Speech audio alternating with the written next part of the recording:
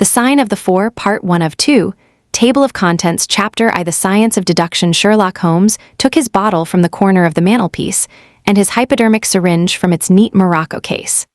With his long, white, nervous fingers, he adjusted the delicate needle and rolled back his left shirt cuff. For some little time, his eyes rested thoughtfully upon the sinewy forearm and wrist all dotted and scarred with innumerable puncture marks. Finally, he thrust the sharp point home, pressed down the tiny piston, and sank back into the velvet-lined armchair with a long sigh of satisfaction. 3 times a day for many months I had witnessed this performance, but custom had not reconciled my mind to it.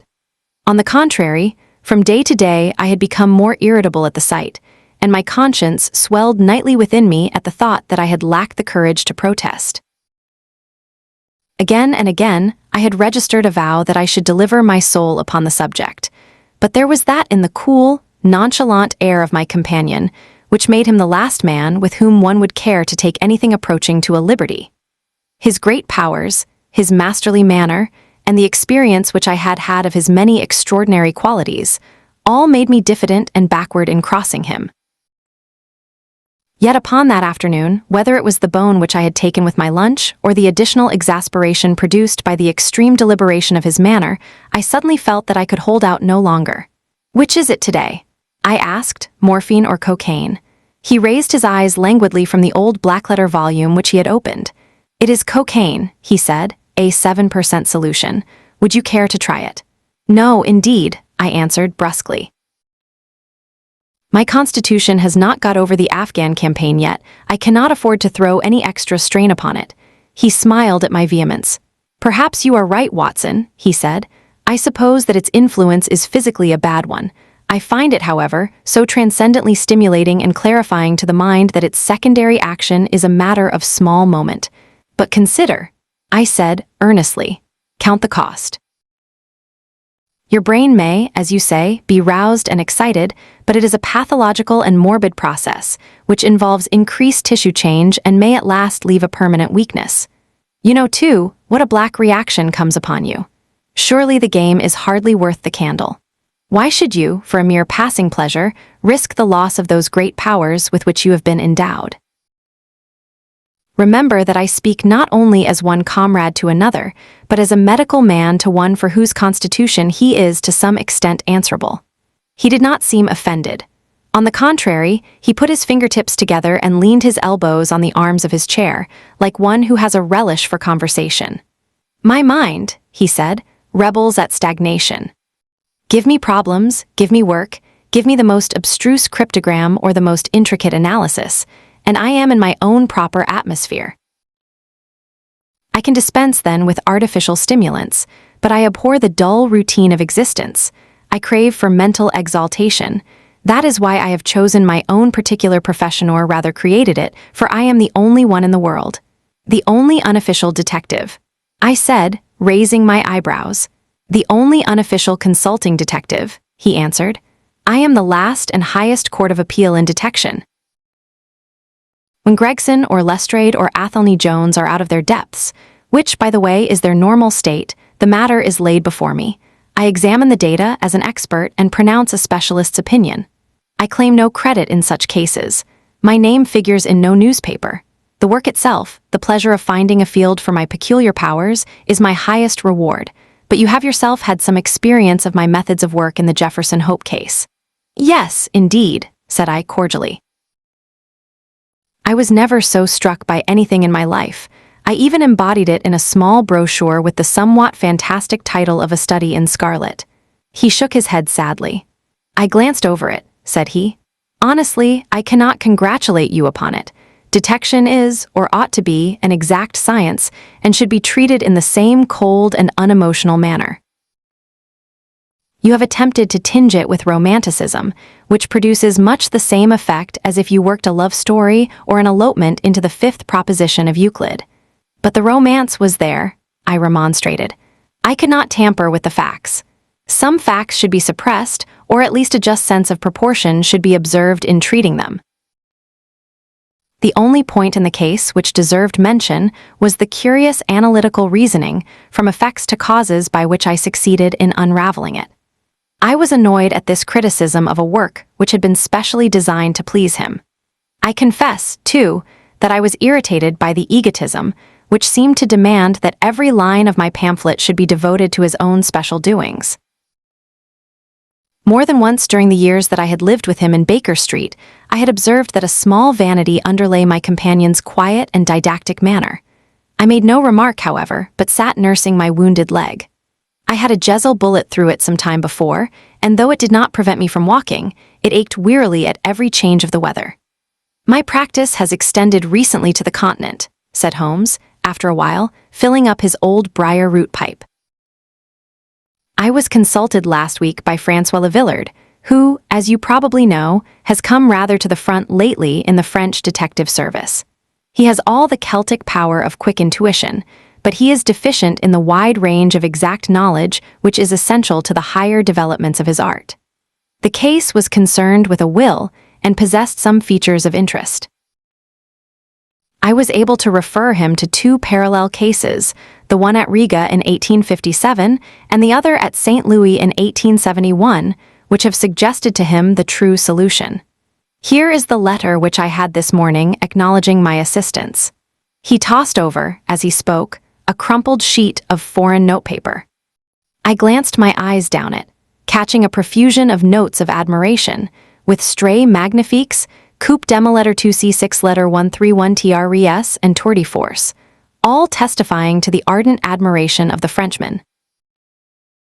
"He speaks as a pupil to his master," said I. "Oh, he rates my assistance too highly," said Sherlock Holmes lightly. "He has considerable gifts himself. He possesses 2 out of the 3 qualities necessary for the ideal detective. He has the power of observation and that of deduction. He is only wanting in knowledge, and that may come in time. He is now translating my small works into French." "Your works? Oh, didn't you know?" he cried, laughing. "Yes, I have been guilty of several monographs. They are all upon technical subjects. Here, for example, is one upon the distinction between the ashes of the various tobaccos. In it, I enumerate 140 forms of cigar, cigarette, and pipe tobacco, with colored plates illustrating the difference in the ash. It is a point which is continually turning up in criminal trials, and which is sometimes of supreme importance as a clue. If you can say definitely, for example, that some murder has been done by a man who was smoking an Indian lunka, it obviously narrows your field of search. To the trained eye there is as much difference between the black ash of a trichinopoly and the white fluff of bird's eye as there is between a cabbage and a potato. "You have an extraordinary genius for minutiae," I remarked. "I appreciate their importance." Here is my monograph upon the tracing of footsteps, with some remarks upon the uses of plaster of Paris as a preserver of impresses. Here, too, is a curious little work upon the influence of a trade upon the form of the hand, with lithotypes of the hands of slaters, sailors, cork cutters, compositors, weavers, and diamond polishers. That is a matter of great practical interest to the scientific detective, especially in cases of unclaimed bodies, or in discovering the antecedents of criminals. "But I weary you with my hobby." "Not at all," I answered earnestly. "It is of the greatest interest to me, especially since I have had the opportunity of observing your practical application of it. But you spoke just now of observation and deduction. Surely the one to some extent implies the other." "Why, hardly," he answered, leaning back luxuriously in his armchair and sending up thick blue wreaths from his pipe. "For example, observation shows me that you have been to the Wigmore Street post office this morning, but deduction lets me know that when there you dispatched a telegram." "Right," said I, "right on both points, but I confess that I don't see how you arrived at it. It was a sudden impulse upon my part, and I have mentioned it to no one." "It is simplicity itself," he remarked, chuckling at my surprise, "so absurdly simple that an explanation is superfluous, and yet it may serve to define the limits of observation and of deduction. Observation tells me that you have a little reddish mold adhering to your instep. Just opposite the Seymour Street office, they have taken up the pavement and thrown up some earth which lies in such a way that it is difficult to avoid treading in it in entering. The earth is of this peculiar reddish tint which is found, as far as I know, nowhere else in the neighborhood. So much is observation, the rest is deduction. How then did you deduce the telegram?" Why, of course I knew that you had not written a letter since I sat opposite to you all morning. I see also in your open desk there that you have a sheet of stamps and a thick bundle of postcards. What could you go into the post office for then, but to send a wire? Eliminate all other factors, and the one which remains must be the truth. In this case, it certainly is so, I replied, after a little thought. The thing, however, is, as you say, of the simplest. Would you think me impertinent if I were to put your theories to a more severe test?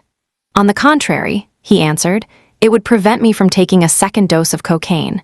I should be delighted to look into any problem which you might submit to me.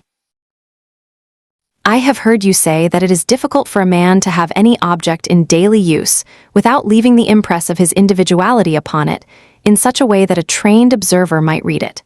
Now, I have here a watch which has recently come into my possession. Would you have the kindness to let me have an opinion upon the character or habits of the late owner? I handed him over the watch with some slight feeling of amusement in my heart, for the test was, as I thought, an impossible one, and I intended it as a lesson against the somewhat dogmatic tone which he occasionally assumed. He balanced the watch in his hand, gazed hard at the dial, opened the back, and examined the works, first with his naked eyes and then with a powerful convex lens. I could hardly keep from smiling at his crestfallen face when he finally snapped the case to and handed it back. There are hardly any data, he remarked.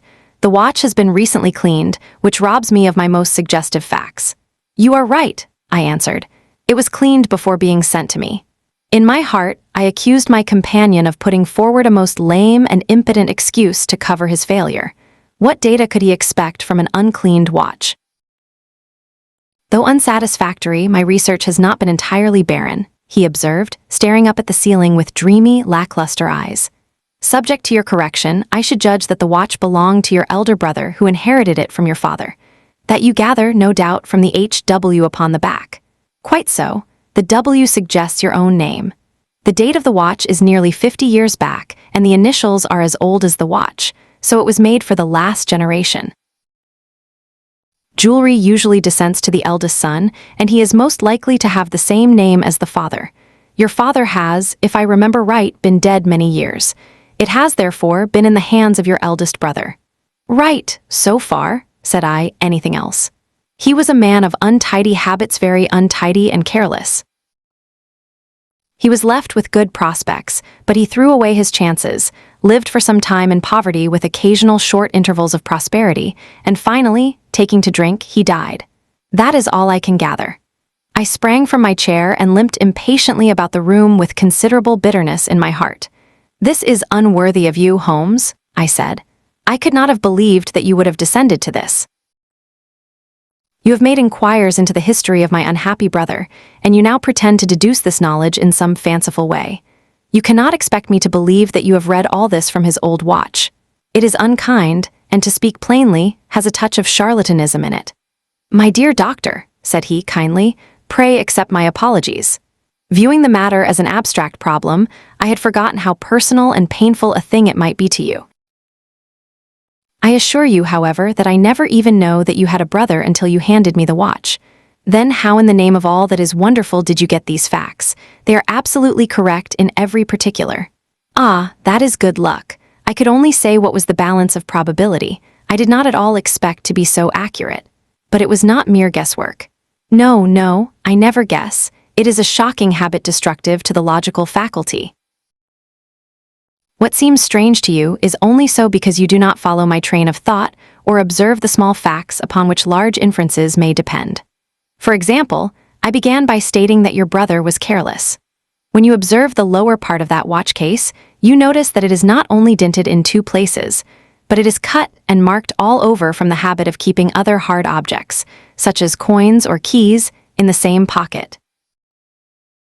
Surely it is no great feat to assume that a man who treats a 50-guinea watch so cavalierly must be a careless man. Neither is it a very far-fetched inference that a man who inherits one article of such value is pretty well provided for in other respects. I nodded, to show that I followed his reasoning.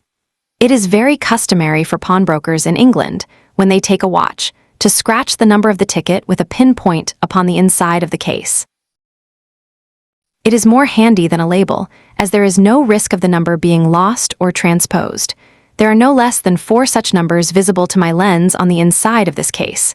Inference that your brother was often at low water. Secondary inference that he had occasional bursts of prosperity, or he could not have redeemed the pledge. Finally, I ask you to look at the inner plate, which contains the keyhole. Look at the thousands of scratches all round the hole marks where the key has slipped. What sober man's key could have scored those grooves, but you will never see a drunkard's watch without them. He winds it at night, and he leaves these traces of his unsteady hand. Where is the mystery in all this? It is as clear as daylight, I answered. I regret the injustice which I did you. I should have had more faith in your marvelous faculty. May I ask whether you have any professional inquiry on foot at present? None, hence the cocaine. I cannot live without brain work. What else is there to live for? Stand at the window here. Was ever such a dreary, dismal, unprofitable world? See how the yellow fog swirls down the street and drifts across the dun-colored houses. What could be more hopelessly prosaic and material? What is the use of having powers, doctor, when one has no field upon which to exert them? Crime is commonplace, existence is commonplace, and no qualities save those which are commonplace have any function upon earth. I had opened my mouth to reply to this tirade, when with a crisp knock our landlady entered, bearing a card upon the brass salver. "A young lady for you, sir," she said, addressing my companion. "Miss Mary Morstan," he read. I have no recollection of the name. Ask the young lady to step up, Mrs. Hudson. Don't go, doctor. I should prefer that you remain. Chapter II. The statement of the case. Miss Morstan entered the room with a firm step and an outward composure of manner. She was a blonde young lady, small, dainty, well-gloved, and dressed in the most perfect taste. There was, however, a plainness and simplicity about her costume which bore with it a suggestion of limited means.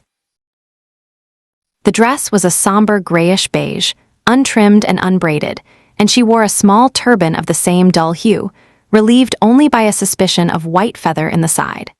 Her face had neither regularity of feature nor beauty of complexion, but her expression was sweet and amiable, and her large blue eyes were singularly spiritual and sympathetic.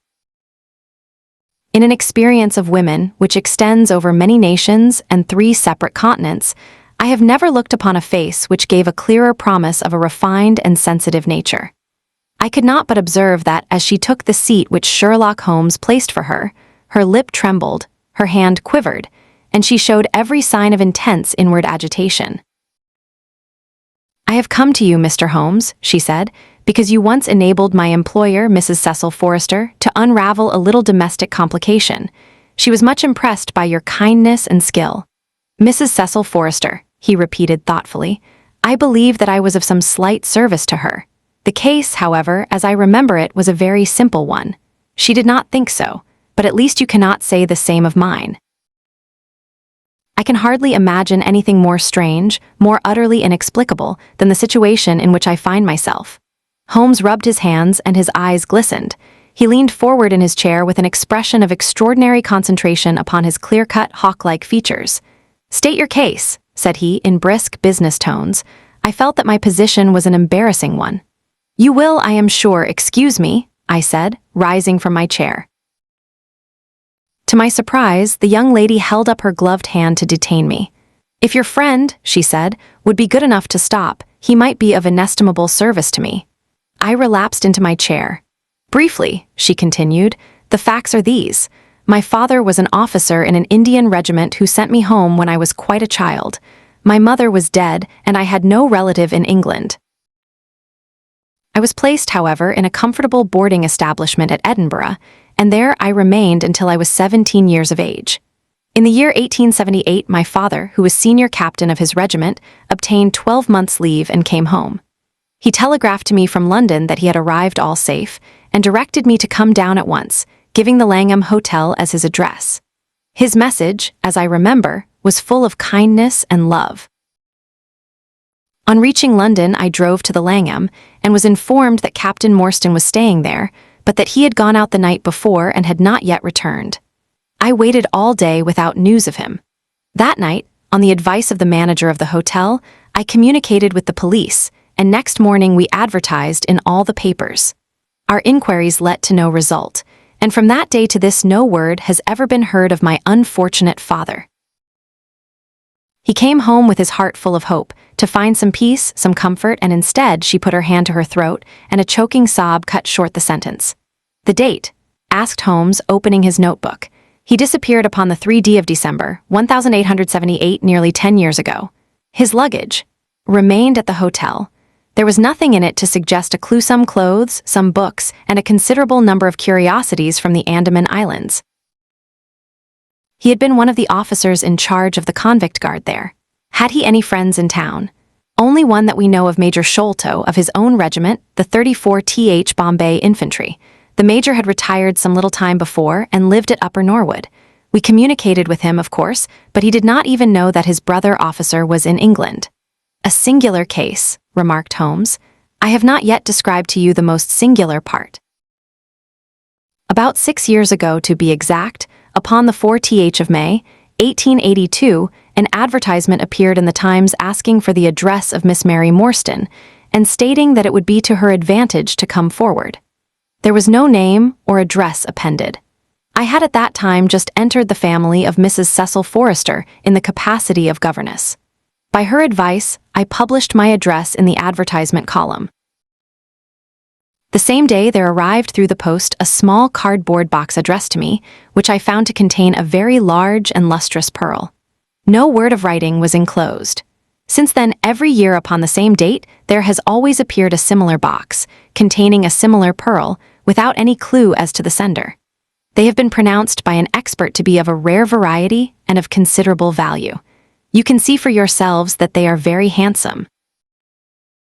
She opened a flat box as she spoke and showed me 6 of the finest pearls that I had ever seen. "Your statement is most interesting," said Sherlock Holmes. "Has anything else occurred to you?"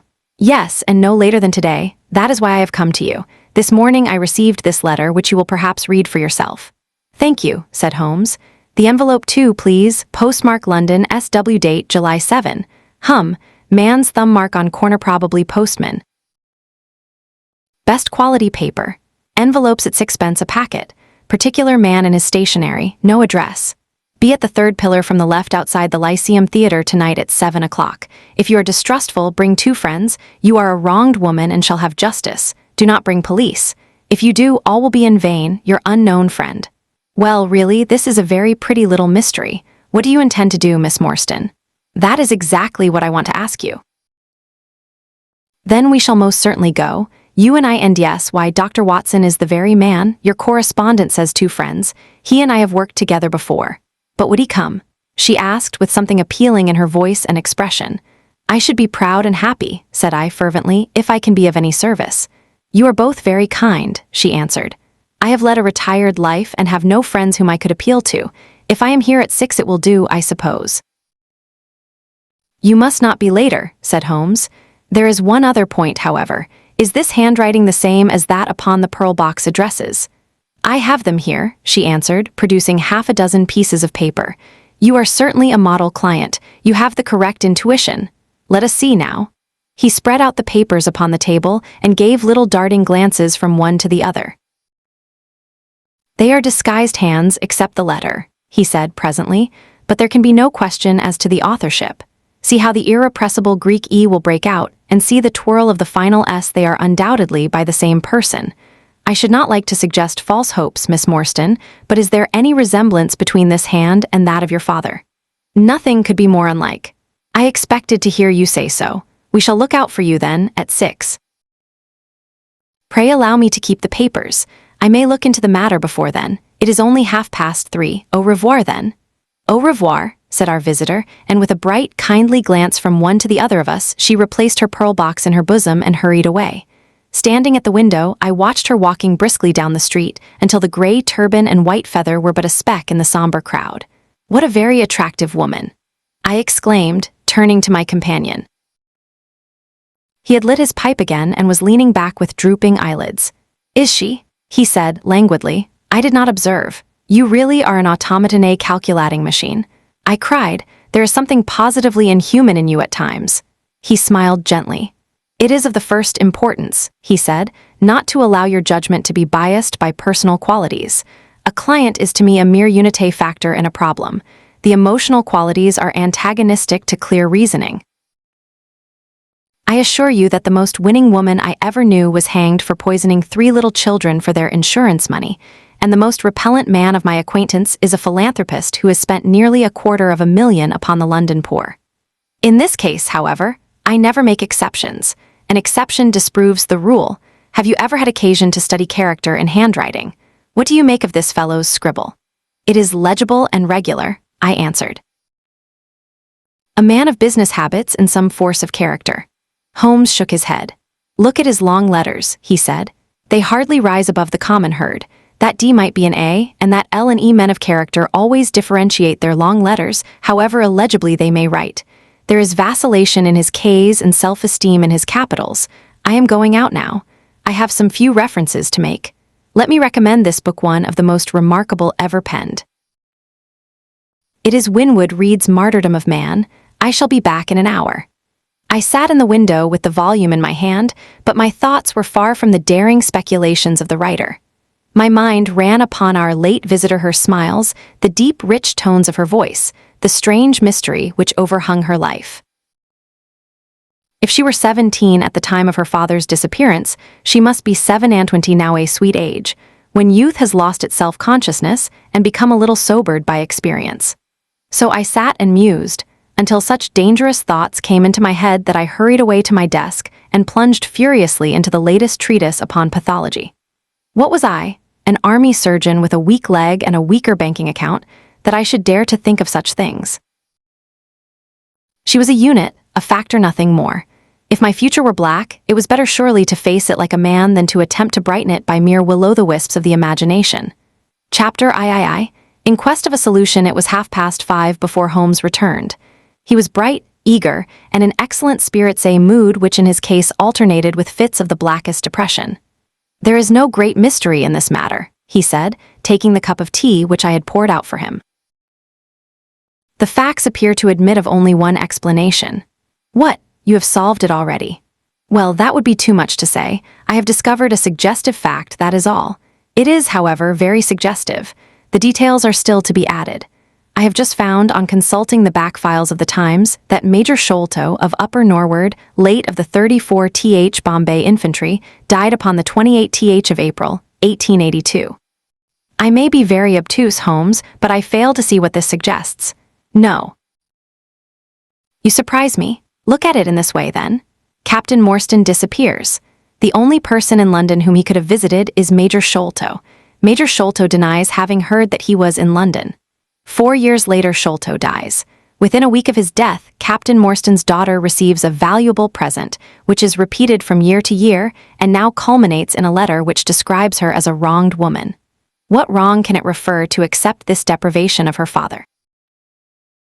And why should the presents begin immediately after Sholto's death, unless it is that Sholto's heir knows something of the mystery and desires to make compensation? Have you any alternative theory which will meet the facts? But what a strange compensation, and how strangely made. Why, too, should he write a letter now, rather than 6 years ago? Again, the letter speaks of giving her justice. What justice can she have? It is too much to suppose that her father is still alive. There is no other injustice in her case that you know of. There are certainly difficulties, said Sherlock Holmes pensively, but our expedition of tonight will solve them all. Ah, here is a four-wheeler, and Miss Morstan is inside. Are you all ready? Then we had better go down, for it is a little past the hour. I picked up my hat and my heaviest stick, but I observed that Holmes took his revolver from his drawer and slipped it into his pocket. It was clear that he thought that our night's work might be a serious one. Miss Morstan was muffled in a dark cloak, and her sensitive face was composed, but pale. She must have been more than woman if she did not feel some uneasiness at the strange enterprise upon which we were embarking, yet her self-control was perfect, and she readily answered the few additional questions which Sherlock Holmes put to her. Major Sholto was a very particular friend of Papa's, she said. His letters were full of allusions to the Major. He and Papa were in command of the troops at the Andaman Islands, so they were thrown a great deal together. By the way, a curious paper was found in Papa's desk which no one could understand. I don't suppose that it is of the slightest importance, but I thought you might care to see it, so I brought it with me. It is here. Holmes unfolded the paper carefully and smoothed it out upon his knee. He then very methodically examined it all over with his double lens. "It is paper of native Indian manufacture," he remarked. "It has at some time been pinned to a board. The diagram upon it appears to be a plan of part of a large building with numerous halls, corridors, and passages. At one point is a small cross done in red ink, and above it is 337 from left, in faded pencil writing. In the left-hand corner is a curious hieroglyphic, like 4 crosses, in a line with their arms touching. Beside it is written in very rough and coarse characters, the sign of the 4 Jonathan Small, Mahomet Singh, Abdullah Khan, Dust Akbar. No, I confess that I do not see how this bears upon the matter, yet it is evidently a document of importance. It has been kept carefully in a pocketbook, for the one side is as clean as the other. It was in his pocketbook that we found it. Preserve it carefully then, Miss Morstan, for it may prove to be of use to us. I begin to suspect that this matter may turn out to be much deeper and more subtle than I at first supposed. I must reconsider my ideas." He leaned back in the cab, and I could see by his drawn brow and his vacant eye that he was thinking intently. Miss Morstan and I chatted in an undertone about our present expedition and its possible outcome, but our companion maintained his impenetrable reserve until the end of our journey. It was a September evening, and not yet 7 o'clock, but the day had been a dreary one, and a dense drizzly fog lay low upon the great city. Mud-colored clouds drooped sadly over the muddy streets. Down the Strand the lamps were but misty splotches of diffused light, which threw a feeble circular glimmer upon the slimy pavement. The yellow glare from the shop windows streamed out into the steamy, vaporous air, and threw a murky, shifting radiance across the crowded thoroughfare. There was, to my mind, something eerie and ghost-like in the endless procession of faces which flitted across these narrow bars of light-sad faces and glad, haggard, and merry. Like all humankind, they flitted from the gloom into the light, and so back into the gloom once more. I am not subject to impressions, but the dull, heavy evening with the strange business upon which we were engaged combined to make me nervous and depressed. I could see from Miss Morstan's manner that she was suffering from the same feeling. Holmes alone could rise superior to petty influences. He held his open notebook upon his knee, and from time to time he jotted down figures and memoranda in the light of his pocket lantern. At the Lyceum Theatre, the crowds were already thick at the side entrances. In front, a continuous stream of hansoms and four-wheelers were rattling up, discharging their cargoes of shirt-fronted men and beshawled, bediamonded women. We had hardly reached the 3rd pillar, which was our rendezvous, before a small, dark, brisk man in the dress of a coachman accosted us. "Are you the parties who come with Miss Morstan?" he asked. "I am Miss Morstan, and these 2 gentlemen are my friends," said she. He bent a pair of wonderfully penetrating and questioning eyes upon us. "You will excuse me, miss," he said with a certain dogged manner, "but I was to ask you to give me your word that neither of your companions is a police officer." "I give you my word on that," she answered. He gave a shrill whistle, on which a street Arab led across a four-wheeler and opened the door. The man who had addressed us mounted to the box, while we took our places inside.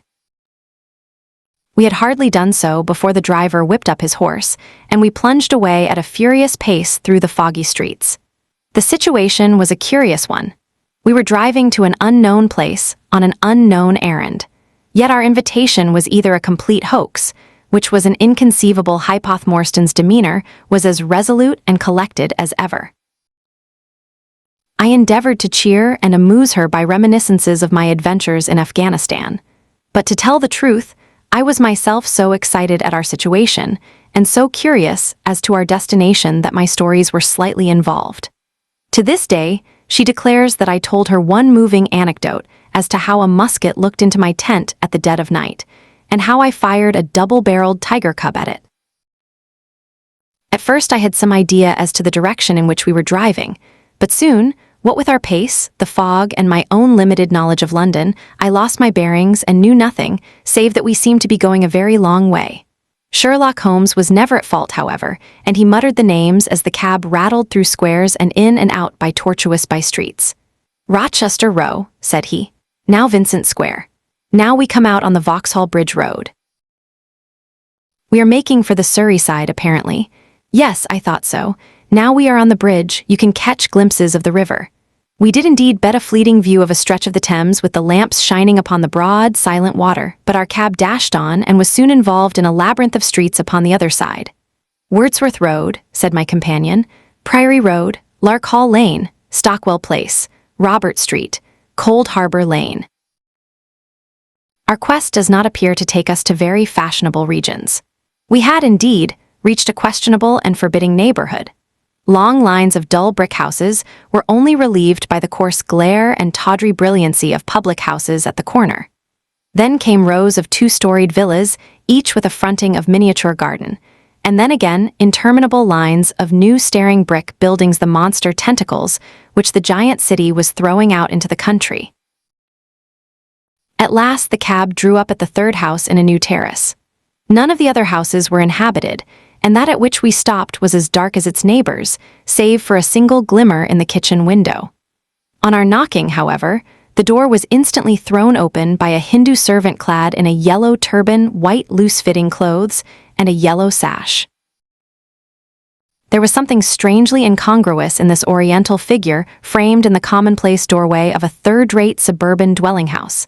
"The Sahib awaits you," said he, and even as he spoke there came a high piping voice from some inner room. "Show them into me, Kitmutger," it cried. "Show them straight into me." Chapter IV. The story of the bald-headed man, we followed the Indian down a sordid and common passage, ill-lit and worse furnished, until he came to a door upon the right, which he threw open. A blaze of yellow light streamed out upon us, and in the center of the glare there stood a small man with a very high head, a bristle of red hair all round the fringe of it, and a bald, shining scalp which shot out from among it like a mountain peak from fir trees. He writhed his hands together as he stood, and his features were in a perpetual jerk, now smiling, now scowling, but never for an instant in repose. Nature had given him a pendulous lip, and a too visible line of yellow and irregular teeth, which he strove feebly to conceal by constantly passing his hand over the lower part of his face. In spite of his obtrusive baldness, he gave the impression of youth. In point of fact, he had just turned his 30th year. "Your servant, Miss Morstan," he kept repeating, in a thin, high voice. "Your servant, gentlemen, pray step into my little sanctum.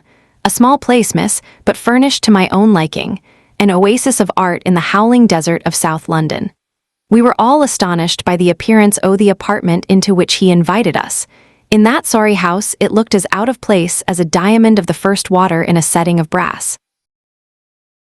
The richest and glossiest of curtains and tapestries draped the walls, looped back here and there to expose some richly mounted painting or oriental vase. The carpet was of amber and black, so soft and so thick that the foot sank pleasantly into it, as into a bed of moss. Two great tiger skins thrown athwart it increased the suggestion of Eastern luxury, as did a huge hookah which stood upon a mat in the corner. A lamp in the fashion of a silver dove was hung from an almost invisible golden wire in the center of the room. As it burned, it filled the air with a subtle and aromatic odor. "Mr. Thaddeus Sholto," said the little man, still jerking and smiling. "That is my name. You are Miss Morstan, of course. And these gentlemen, this is Mr. Sherlock Holmes, and this is Dr. Watson." "A doctor, eh?" cried he, much excited. "Have you your stethoscope? Might I ask you, would you have the kindness? I have grave doubts as to my mitral valve, if you would be so very good. The aortic I may rely upon, but I should value your opinion upon the mitral." I listened to his heart as requested, but was unable to find anything amiss, save indeed that he was in an ecstasy of fear, for he shivered from head to foot. "It appears to be normal," I said. "You have no cause for uneasiness." "You will excuse my anxiety, Miss Morstan," he remarked airily. "I am a great sufferer, and I have long had suspicions as to that valve. I am delighted to hear that they are unwarranted. Had your father, Miss Morstan, refrained from throwing a strain upon his heart, he might have been alive now." I could have struck the man across the face, so hot was I at this callous and offhand reference to so delicate a matter. Miss Morstan sat down, and her face grew white to the lips. "I knew in my heart that he was dead," said she. "I can give you every information," said he, "and what is more, I can do you justice, and I will too, whatever Brother Bartholomew may say. I am so glad to have your friends here, not only as an escort to you, but also as witnesses to what I am about to do and say." The three of us can show a bold front to Brother Bartholomew, but let us have no outsiders, no police or officials. We can settle everything satisfactorily among ourselves without any interference. Nothing would annoy Brother Bartholomew more than any publicity. He sat down upon a low settee and blinked at us inquiringly with his weak, watery blue eyes. "For my part," said Holmes, "whatever you may choose to say will go no further." I nodded to show my agreement. That is well," said he. "May I offer you a glass of Chianti, Miss Morstan, or of Tokay? I keep no other wines. Shall I open a flask?" "No." "Well then, I trust that you have no objection to tobacco smoke, to the mild balsamic odor of the Eastern tobacco. I am a little nervous, and I find my hookah an invaluable sedative." He applied a taper to the great bowl, and the smoke bubbled merrily through the rose water. We sat all three in a semicircle with our heads advanced and our chins upon our hands, while the strange, jerky little fellow with his high, shining head puffed uneasily in the center. "When I first determined to make this communication to you," said he, "I might have given you my address, but I feared that you might disregard my request and bring unpleasant people with you. I took the liberty, therefore, of making an appointment in such a way that my man Williams might be able to see you first. I have complete confidence in his discretion, and he had orders, if he were dissatisfied, to proceed no further in the matter. You will excuse these precautions, but I am a man of somewhat retiring, and I might even say refined, tastes, and there is nothing more unaesthetic than a policeman. I have a natural shrinking from all forms of rough materialism. I seldom come in contact with the rough crowd. I live, as you see, with some little atmosphere of elegance around me. I may call myself a patron of the arts. It is my weakness. The landscape is a genuine Corot, and though a connoisseur might perhaps throw a doubt upon that Salvator Rosa, there cannot be the least question about the Bouguereau. I am partial to the modern French school. You will excuse me, Mr. Sholto, said Miss Morstan, but I am here at your request to learn something which you desire to tell me. It is very late, and I should desire the interview to be as short as possible. At the best it must take some time, he answered, for we shall certainly have to go to Norwood and see Brother Bartholomew. We shall all go and try if we can get the better of Brother Bartholomew. He is very angry with me for taking the course which has seemed right to me. I had quite high words with him last night. You cannot imagine what a terrible fellow he is when he is angry. If we are to go to Norwood, it would perhaps be as well to start at once, I ventured to remark. He laughed until his ears were quite red. That would hardly do, he cried. I don't know what he would say if I brought you in that sudden way. No, I must prepare you by showing you how we all stand to each other. In the first place, I must tell you that there are several points in the story of which I am myself ignorant. I can only lay the facts before you as far as I know them myself. My father was, as you may have guessed, Major John Sholto, once of the Indian Army. He retired some 11 years ago and came to live at Pondicherry Lodge in Upper Norwood. He had prospered in India and brought back with him a considerable sum of money, a large collection of valuable curiosities, and a staff of native servants. With these advantages, he bought himself a house and lived in great luxury. My twin brother Bartholomew and I were the only children. I very well remember the sensation which was caused by the disappearance of Captain Morstan. We read the details in the papers, and knowing that he had been a friend of our father's, we discussed the case freely in his presence. He used to join in our speculations as to what could have happened. Never for an instant did we suspect that he had the whole secret hidden in his own breast, that of all men he alone knew the fate of Arthur Morstan. We did know, however, that some mystery, some positive danger overhung our father. He was very fearful of going out alone, and he always employed 2 prize-fighters to act as porters at Pondicherry Lodge. Williams, who drove you tonight, was one of them. He was once lightweight champion of England. Our father would never tell us what it was he feared, but he had a most marked aversion to men with wooden legs. On one occasion, he actually fired his revolver at a wooden-legged man who proved to be a harmless tradesman canvassing for orders. We had to pay a large sum to hush the matter up. My brother and I used to think this a mere whim of my father's, but events have since led us to change our opinion. Early in 1882, my father received a letter from India which was a great shock to him. He nearly fainted at the breakfast table when he opened it, and from that day he sickened to his death. What was in the letter we could never discover, but I could see as he held it that it was short and written in a scrawling hand. He had suffered for years from an enlarged spleen, but he now became rapidly worse, and towards the end of April we were informed that he was beyond all hope, and that he wished to make a last communication to us. When we entered his room, he was propped up with pillows and breathing heavily. He besought us to lock the door and to come upon either side of the bed. Then, grasping our hands, he made a remarkable statement to us, in a voice which was broken as much by emotion as by pain. I shall try and give it to you in his own very words. I have only one thing, he said, which weighs upon my mind at this supreme moment. It is my treatment of poor Morstan's orphan.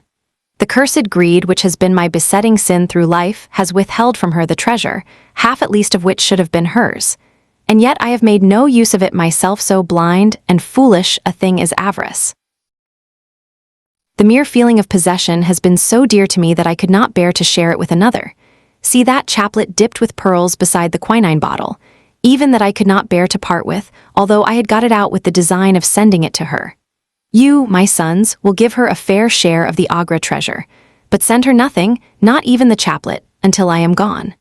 After all, men have been as bad as this and have recovered.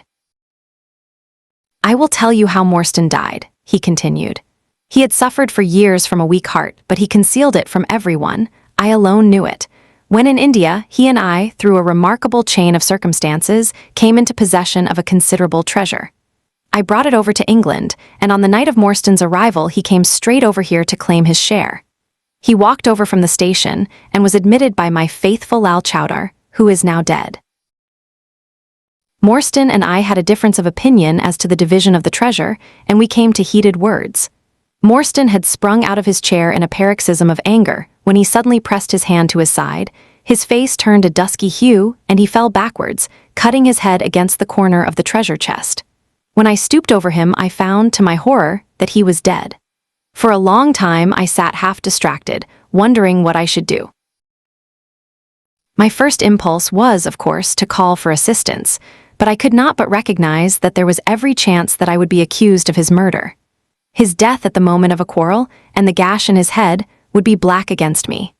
Again, an official inquiry could not be made without bringing out some facts about the treasure, which I was particularly anxious to keep secret. He had told me that no soul upon earth knew where he had gone.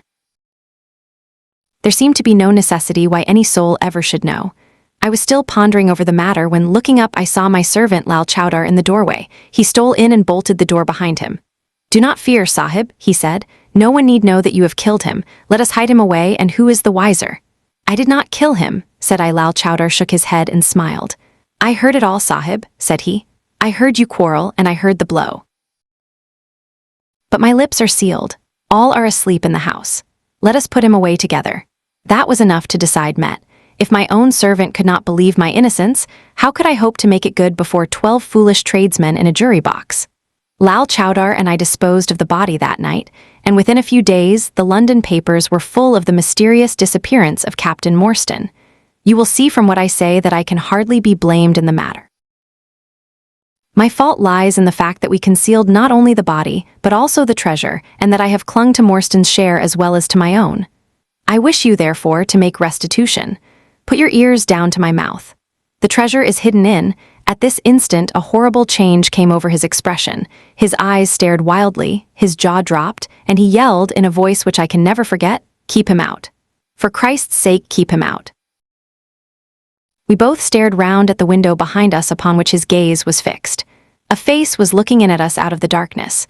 We could see the whitening of the nose where it was pressed against the glass. It was a bearded, hairy face, with wild, cruel eyes and an expression of concentrated malevolence. My brother and I rushed towards the window, but the man was gone. When we returned to my father, his head had dropped, and his pulse had ceased to beat. We searched the garden that night, but found no sign of the intruder, save that just under the window a single footmark was visible in the flower bed. But for that one trace, we might have thought that our imaginations had conjured up that wild, fierce face. We soon, however, had another and a more striking proof that there were secret agencies at work all round us.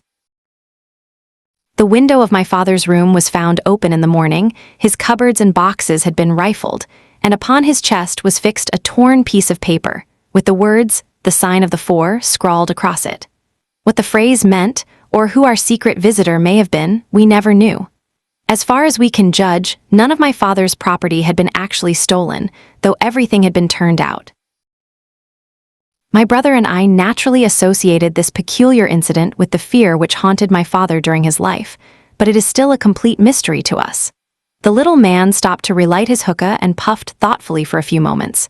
We had all sat absorbed, listening to his extraordinary narrative. At the short account of her father's death, Miss Morstan had turned deadly white, and for a moment I feared that she was about to faint. She rallied, however, on drinking a glass of water, which I quietly poured out for her from a Venetian carafe upon the side table. Sherlock Holmes leaned back in his chair with an abstracted expression and the lids drawn low over his glittering eyes. As I glanced at him, I could not but think how on that very day he had complained bitterly of the commonplaceness of life. Here at least was a problem which would tax his sagacity to the utmost. Mr. Thaddeus Sholto looked from one to the other of us with an obvious pride at the effect which his story had produced, and then continued between the puffs of his overgrown pipe. "My brother and I," said he, "were, as you may imagine, much excited as to the treasure which my father had spoken of. For weeks and for months we dug and delved in every part of the garden, without discovering its whereabouts. It was maddening to think that the hiding place was on his very lips at the moment that he died. We could judge the splendor of the missing riches by the chaplet which he had taken out. Over this chaplet, my brother Bartholomew and I had some little discussion. The pearls were evidently of great value, and he was averse to part with them, for, between friends, my brother was himself a little inclined to my father's fault. He thought, too, that if we parted with the chaplet it might give rise to gossip and finally bring us into trouble.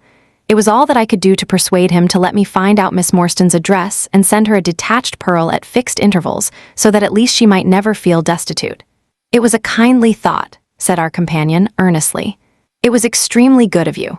The little man waved his hand deprecatingly. "We were your trustees," he said. That was the view which I took of it, though Brother Bartholomew could not altogether see it in that light. We had plenty of money ourselves. I desired no more. Besides, it would have been such bad taste to have treated a young lady in so scurvy a fashion. La mauvaise G O U letter 2C6 T me ni o crime. The French have a very neat way of putting these things. Our difference of opinion on this subject went so far that I thought it best to set up rooms for myself, so I left Pondicherry Lodge, taking the old Kitmutger and Williams with me. Yesterday, however, I learned that an event of extreme importance has occurred. The treasure has been discovered. I instantly communicated with Miss Morstan, and it only remains for us to drive out to Norwood and demand our share. I explained my views last night to Brother Bartholomew, so we shall be expected, if not welcome, visitors. Mr. Thaddeus Sholto ceased and sat twitching on his luxurious settee. We all remained silent, with our thoughts upon the new development which the mysterious business had taken. Holmes was the first to spring to his feet. "You have done well, sir, from first to last," said he. "It is possible that we may be able to make you some small return by throwing some light upon that which is still dark to you. But, as Miss Morstan remarked just now, it is late, and we had best put the matter through without delay."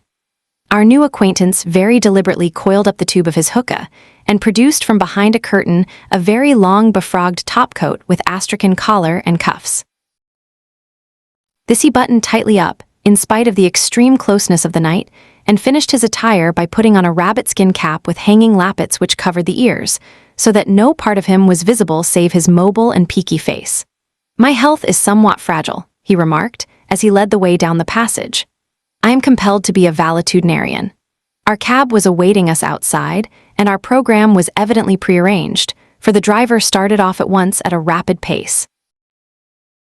Thaddeus Sholto talked incessantly, in a voice which rose high above the rattle of the wheels. "Bartholomew is a clever fellow," said he. "How do you think he found out where the treasure was? He had come to the conclusion that it was somewhere indoors, so he worked out all the cubic space of the house and made measurements everywhere so that not 1 inch should be unaccounted for. Among other things, he found that the height of the building was 74 feet, but on adding together the heights of all the separate rooms and making every allowance for the space between, which he ascertained by borings, he could not bring the total to more than 70 feet. There were 4 feet unaccounted for. These could only be at the top of the building. He knocked a hole, therefore, in the lathanplaster ceiling of the highest room, and there, sure enough, he came upon another little garret above it, which had been sealed up and was known to no one. In the center stood the treasure chest, resting upon 2 rafters. He lowered it through the hole, and there it lies. He computes the value of the jewels at not less than £500,000 sterling. At the mention of this gigantic sum, we all stared at one another open-eyed. Miss Morstan, could we secure her rights, would change from a needy governess to the richest heiress in England. Surely it was the place of a loyal friend to rejoice at such news, yet I am ashamed to say that selfishness took me by the soul, and that my heart turned as heavy as lead within me. I stammered out some few halting words of congratulation, and then sat downcast, with my head drooped, deaf to the babble of our new acquaintance. He was clearly a confirmed hypochondriac, and I was dreamily conscious that he was pouring forth interminable trains of symptoms, and imploring information as to the composition and action of innumerable quack nostrums, some of which he bore about in a leather case in his pocket. I trust that he may not remember any of the answers which I gave him that night. Holmes declares that he overheard me caution him against the great danger of taking more than 2 drops of castor oil, while I recommended strychnine in large doses as a sedative. However that may be, I was certainly relieved when our cab pulled up with a jerk and the coachman sprang down to open the door. "This, Miss Morstan, is Pondicherry Lodge," said Mr. Thaddeus Sholto as he handed her out. Chapter V. The tragedy of Pondicherry Lodge IT was nearly 11 o'clock when we reached this final stage of our night's adventures. We had left the damp fog of the great city behind us, and the night was fairly fine. A warm wind blew from the westward, and heavy clouds moved slowly across the sky, with half a moon peeping occasionally through the rifts. It was clear enough to see for some distance, but Thaddeus Sholto took down one of the side lamps from the carriage to give us a better light upon our way. Pondicherry Lodge stood in its own grounds, and was girt round with a very high stone wall topped with broken glass. A single narrow iron-clamped door formed the only means of entrance. On this our guide knocked with a peculiar postman-like rat-tat. "Who is there?" cried a gruff voice from within. "It is I, McMurdo." You surely know my knock by this time. There was a grumbling sound and a clanking and jarring of keys. The door swung heavily back, and a short, deep-chested man stood in the opening, with the yellow light of the lantern shining upon his protruded face and twinkling distrustful eyes. "That you, Mr. Thaddeus, but who are the others? I had no orders about them from the master." "No, McMurdo, you surprise me. I told my brother last night that I should bring some friends." "He ain't been out o' his room today, Mr. Thaddeus, and I have no orders. You know very well that I must stick to regulations. I can let you in, but your friends must just stop where they are." This was an unexpected obstacle. Thaddeus Sholto looked about him in a perplexed and helpless manner. "This is too bad of you, McMurdo," he said. "If I guarantee them, that is enough for you. There is the young lady, too. She cannot wait on the public road at this hour." "Very sorry, Mr. Thaddeus," said the porter inexorably. "Folk may be friends o' yours and yet no friends o' the master's. He pays me well to do my duty, and my duty I'll do. I don't know none o' your friends." "Oh, yes you do, McMurdo," cried Sherlock Holmes genially. "I don't think you can have forgotten me.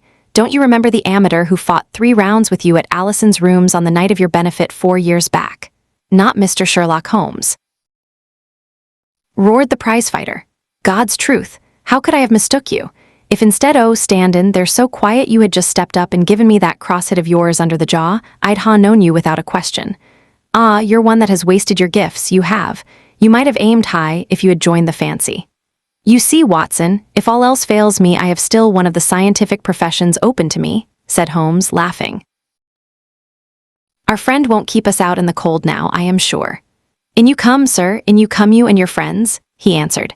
"Very sorry, Mr. Thaddeus, but orders are very strict. Had to be certain of your friends before I let them in." Inside, a gravel path wound through desolate grounds to a huge clump of a house, square and prosaic, all plunged in shadow save where a moonbeam struck one corner and glimmered in a garret window. The vast size of the building, with its gloom and its deathly silence, struck a chill to the heart. Even Thaddeus Sholto seemed ill at ease, and the lantern quivered and rattled in his hand. "I cannot understand it," he said. "There must be some mistake. I distinctly told Bartholomew that we should be here, and yet there is no light in his window. I do not know what to make of it." "Does he always guard the premises in this way?" asked Holmes. "Yes, he has followed my father's custom. He was the favorite son, you know, and I sometimes think that my father may have told him more than he ever told me. That is Bartholomew's window up there where the moonshine strikes. It is quite bright, but there is no light from within, I think." "None," said Holmes, "but I see the glint of a light in that little window beside the door." "Ah, that is the housekeeper's room. That is where old Mrs. Bernstone sits. She can tell us all about it. But perhaps you would not mind waiting here for a minute or two, for if we all go in together and she has no word of our coming, she may be alarmed. But hush! What is that?" He held up the lantern, and his hand shook until the circles of light flickered and wavered all round us. Miss Morstan seized my wrist, and we all stood with thumping hearts, straining our ears. From the great black house there sounded through the silent night the saddest and most pitiful of sounds, the shrill, broken whimpering of a frightened woman. "It is Mrs. Bernstone," said Sholto. "She is the only woman in the house. Wait here, I shall be back in a moment." He hurried for the door and knocked in his peculiar way. We could see a tall old woman admit him and sway with pleasure at the very sight of him. "Oh, Mr. Thaddeus, sir, I am so glad you have come." "I am so glad you have come, Mr. Thaddeus, sir." We heard her reiterated rejoicings until the door was closed and her voice died away into a muffled monotone. Our guide had left us the lantern. Holmes swung it slowly round and peered keenly at the house and at the great rubbish heaps which cumbered the grounds. Miss Morstan and I stood together, and her hand was in mine.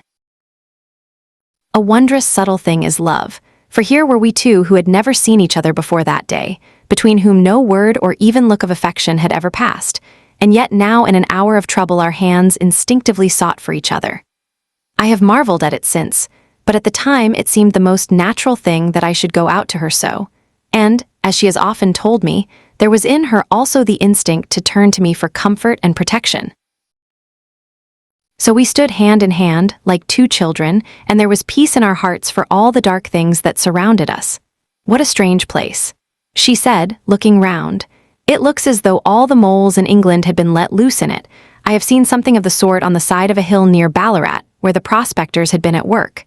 "And from the same cause," said Holmes. "These are the traces of the treasure-seekers. You must remember that they were 6 years looking for it. No wonder that the grounds look like a gravel pit." At that moment the door of the house burst open, and Thaddeus Sholto came running out, with his hands thrown forward and terror in his eyes. "There is something amiss with Bartholomew," he cried. "I am frightened. My nerves cannot stand it." He was, indeed, half blubbering with fear, and his twitching feeble face peeping out from the great astrakhan collar had the helpless appealing expression of a terrified child. "Come into the house," said Holmes in his crisp, firm way. "Yes, do," pleaded Thaddeus Sholto. "I really do not feel equal to giving directions." We all followed him into the housekeeper's room, which stood upon the left-hand side of the passage. The old woman was pacing up and down with a scared look and restless picking fingers, but the sight of Miss Morstan appeared to have a soothing effect upon her. "God bless your sweet, calm face," she cried, with an hysterical sob. "It does me good to see you. Oh, but I have been sorely tried this day." Our companion patted her thin, work-worn hand and murmured some few words of kindly, womanly comfort which brought the color back into the other's bloodless cheeks. "Master has locked himself in and will now answer me," she explained. "All day I have waited to hear from him, for he often likes to be alone, but an hour ago I feared that something was amiss, so I went up and peeped through the keyhole. You must go up, Mr. Thaddeus, you must go up and look for yourself. I have seen Mr. Bartholomew Sholto in joy and in sorrow for 10 long years, but I never saw him with such a face on him as that." Sherlock Holmes took the lamp and led the way, for Thaddeus Sholto's teeth were chattering in his head. So shaken was he that I had to pass my hand under his arm as we went up the stairs, for his knees were trembling under him. Twice, as we ascended, Holmes whipped his lens out of his pocket and carefully examined marks which appeared to me to be mere shapeless smudges of dust upon the coconut matting which served as a stair carpet. He walked slowly from step to step, holding the lamp and shooting keen glances to right and left. Miss Morstan had remained behind with the frightened housekeeper. The third flight of stairs ended in a straight passage of some length, with a great picture in Indian tapestry upon the right of it and 3 doors upon the left. Holmes advanced along it in the same slow and methodical way, while we kept close at his heels, with our long black shadows streaming backwards down the corridor. The third door was that which we were seeking. Holmes knocked without receiving any answer, and then tried to turn the handle and force it open. It was locked on the inside, however, and by a broad and powerful bolt, as we could see when we set our lamp up against it. The key being turned, however, the hole was not entirely closed. Sherlock Holmes bent down to it, and instantly rose again with a sharp intaking of the breath. "There is something devilish in this, Watson," said he, more moved than I had ever before seen him. "What do you make of it?" I stooped to the hole and recoiled in horror. Moonlight was streaming into the room, and it was bright with a vague and shifty radiance. Looking straight at me, and suspended, as it were, in the air, for all beneath was in shadow, there hung a face, the very face of our companion Thaddeus. There was the same high, shining head, the same circular bristle of red hair, the same bloodless countenance.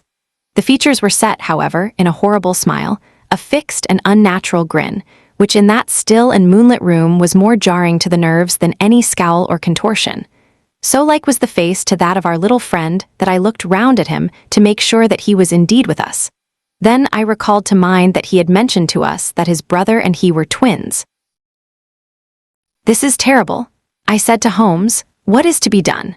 "The door must come down," he answered, and springing against it, he put all his weight upon the lock. It creaked and groaned, but did not yield.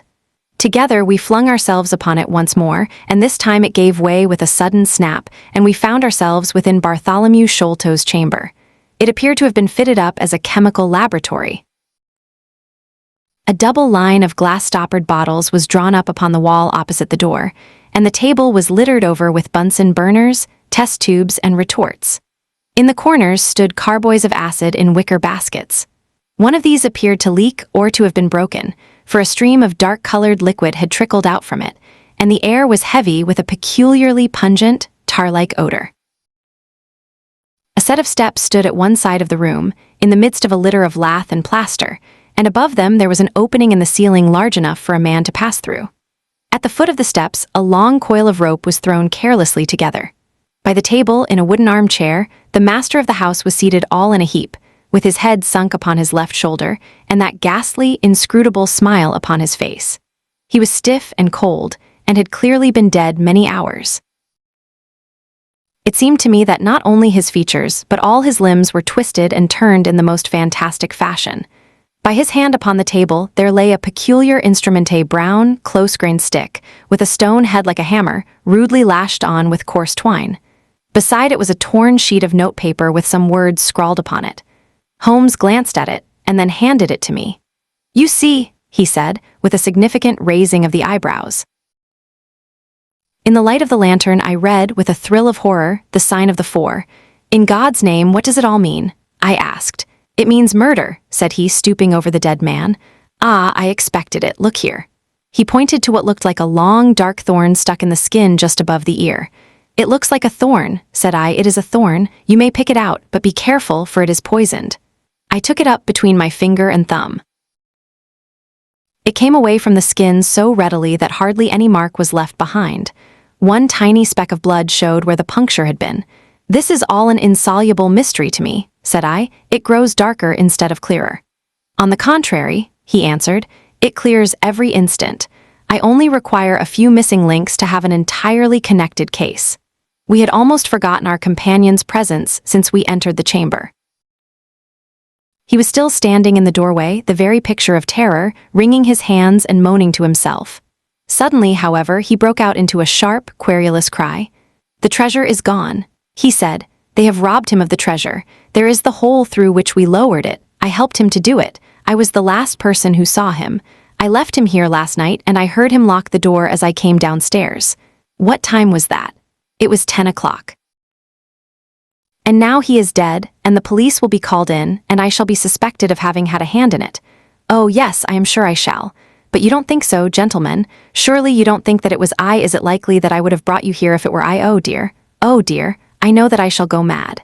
He jerked his arms and stamped his feet in a kind of convulsive frenzy. You have no reason for fear, Mr. Sholto, said Holmes, kindly, putting his hand upon his shoulder. Take my advice and drive down to the station to report this matter to the police. Offer to assist them in every way. We shall wait here until your return. The little man obeyed in a half-stupefied fashion, and we heard him stumbling down the stairs in the dark. Chapter VI, Sherlock Holmes gives a demonstration. Now, Watson, said Holmes, rubbing his hands, we have half an hour to ourselves. Let us make good use of it. My case is, as I have told you, almost complete, but we must not err on the side of overconfidence. Simple as the case seems now, there may be something deeper underlying it. Simple, I ejaculated.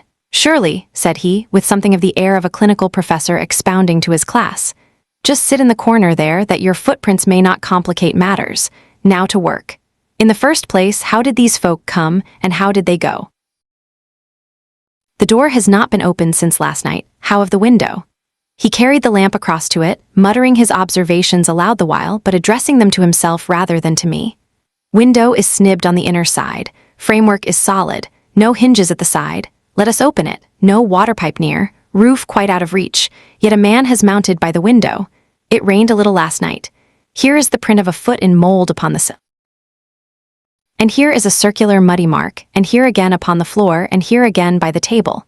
See here, Watson, this is really a very pretty demonstration. I looked at the round, well-defined muddy discs. This is not a footmark, said I, it is something much more valuable to us. It is the impression of a wooden stump. You see here on the sill is the boot mark, a heavy boot with the broad metal heel, and beside it is the mark of the timber toe. It is the wooden-legged man. Quite so.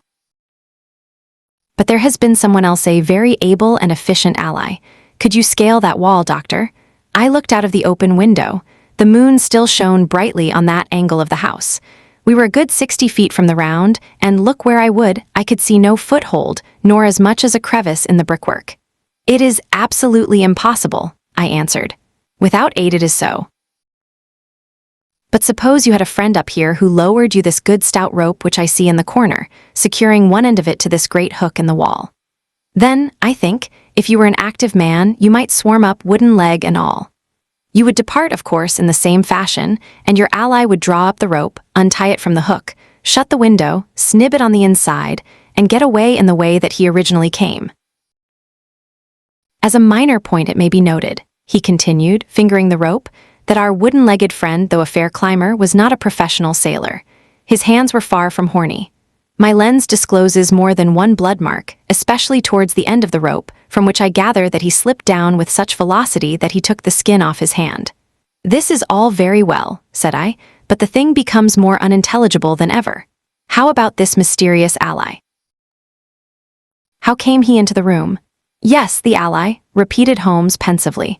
There are features of interest about this ally. He lifts the case from the regions of the commonplace. I fancy that this ally breaks fresh ground in the annals of crime in this country, though parallel cases suggest themselves from India, and if my memory serves me, from Senegambia. How came he then? I reiterated. The door is locked, the window is inaccessible. Was it through the chimney? The grate is much too small, he answered. I had already considered that possibility. How then? I persisted. You will not apply my precept, he said, shaking his head. How often have I said to you that when you have eliminated the impossible, whatever remains, however improbable, must be the truth. We know that he did not come through the door, the window, or the chimney. We also know that he could not have been concealed in the room, as there is no concealment possible. Whence then did he come? He came through the hole in the roof, I cried. Of course he did, he must have done so. If you will have the kindness to hold the lamp for me, we shall now extend our researches to the room above the secret room in which the treasure was found. He mounted the steps, and seizing a rafter with either hand, he swung himself up into the garret. Then, lying on his face, he reached down for the lamp and held it while I followed him. The chamber in which we found ourselves was about 10 feet one way and 6 the other. The floor was formed by the rafters, with thin lathan plaster between, so that in walking one had to step from beam to beam. The roof ran up to an apex, and was evidently the inner shell of the true roof of the house. There was no furniture of any sort, and the accumulated dust of years lay thick upon the floor. "Here you are, you see," said Sherlock Holmes, putting his hand against the sloping wall. "This is a trapdoor which leads out onto the roof. I can press it back, and here is the roof itself, sloping at a gentle angle. This, then, is the way by which number 1 entered. Let us see if we can find one other traces of his individuality." He held down the lamp to the floor, and as he did so I saw for the second time that night a startled, surprised look come over his face. For myself, as I followed his gaze, my skin was cold under my clothes. The floor was covered thickly with the prints of a naked foot clear, well-defined, perfectly formed, but scarce half the size of those of an ordinary man. "Holmes," I said in a whisper, "a child has done the horrid thing." He had recovered his self-possession in an instant. "I was staggered for the moment," he said, "but the thing is quite natural. My memory failed me, or I should have been able to foretell it. There is nothing more to be learned here. Let us go down." "What is your theory, then, as to those footmarks?" I asked eagerly when we had regained the lower room once more. "My dear Watson, try a little analysis yourself," said he with a touch of impatience. "You know my methods. Apply them, and it will be instructive to compare results." "I cannot conceive anything which will cover the facts," I answered. "It will be clear enough to you soon," he said in an offhand way. "I think that there is nothing else of importance here, but I will look." He whipped out his lens and a tape measure, and hurried about the room on his knees, measuring, comparing, examining, with his long, thin nose only a few inches from the planks, and his beady eyes gleaming and deep-set like those of a bird. So swift, silent, and furtive were his movements, like those of a trained bloodhound picking out a scent, that I could not but think what a terrible criminal he would have made had he turned his energy and sagacity against the law, instead of exerting them in its defense. As he hunted about, he kept muttering to himself, and finally he broke out into a loud crow of delight. "We are certainly in luck," said he. "We ought to have very little trouble now. Number 1 has had the misfortune to tread in the creosote. You can see the outline of the edge of his small foot here at the side of this evil-smelling mess. The carboy has been cracked, you see, and the stuff has leaked out." "What then?" I asked. "Why, we have got him, that's all," said he. "I know a dog that would follow that scent to the world's end. If a pack can track a trailed herring across a shire, how far can a specially trained hound follow so pungent a smell as this?" It sounds like a sum in the rule of 3. The answer should give us the but halloo. Here are the accredited representatives of the law. Heavy steps and the clamor of loud voices were audible from below, and the hall door shut with a loud crash. "Before they come," said Holmes, "just put your hand here on this poor fellow's arm, and here on his leg. What do you feel?" "The muscles are as hard as a board," I answered. "Quite so. They are in a state of extreme contraction, far exceeding the usual rigor mortis. Coupled with this distortion of the face, this Hippocratic smile, or risus sardonicus, as the old writers called it, what conclusion would it suggest to your mind?" "Death from some powerful vegetable alkaloid," I answered, "some strychnine-like substance which would produce tetanus." That was the idea which occurred to me the instant I saw the drawn muscles of the face. On getting into the room, I at once looked for the means by which the poison had entered the system. As you saw, I discovered a thorn which had been driven or shot with no great force into the scalp. You observe that the part struck was that which would be turned towards the hole in the ceiling if the man were erect in his chair. Now examine the thorn. I took it up gingerly and held it in the light of the lantern. It was long, sharp, and black, with a glazed look near the point as though some gummy substance had dried upon it. The blunt end had been trimmed and rounded off with a knife. "Is that an English thorn?" he asked. "No, it certainly is not. With all these data you should be able to draw some just inference, but here are the regulars, so the auxiliary forces may beat a retreat." As he spoke, the steps which had been coming nearer sounded loudly on the passage, and a very stout, portly man in a gray suit strode heavily into the room. He was red-faced, burly, and plethoric, with a pair of very small, twinkling eyes which looked keenly out from between swollen and puffy pouches. He was closely followed by an inspector in uniform and by the still palpitating Thaddeus Sholto. "Here's a business," he cried in a muffled, husky voice. "Here's a pretty business." "But who are all these? Why, the house seems to be as full as a rabbit warren." "I think you must recollect me, Mr. Athelney Jones," said Holmes quietly. "Why, of course I do." He wheezed. It's Mr. Sherlock Holmes, the theorist, remember you. I'll never forget how you lectured us all on causes and inferences and effects in the Bishopgate jewel case.